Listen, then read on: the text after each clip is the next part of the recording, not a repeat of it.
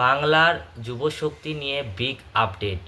আপনারা যারা দীর্ঘদিন ধরে অপেক্ষা করছিলেন যে বাংলার যুবশক্তির ফর্ম ফিলআপ এই জুলাই মাসেই চালু হবে, তিনাদের উদ্দেশ্যে বলছি এই জুলাই মাসে কিন্তু বাংলার যুবশক্তির ফর্ম ফিলআপ চালু হচ্ছে না।